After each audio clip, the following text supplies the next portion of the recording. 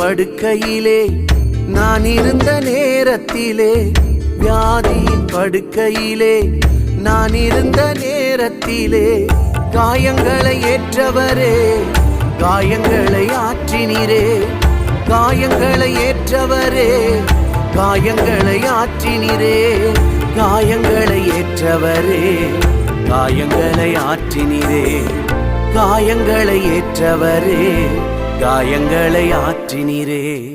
யாரும் இல்லை என்று நான் அழுத போது, தாயைப் போல என்னை தேடி வந்த தெய்வம் இயேசுதான், என் இயேசுதான்.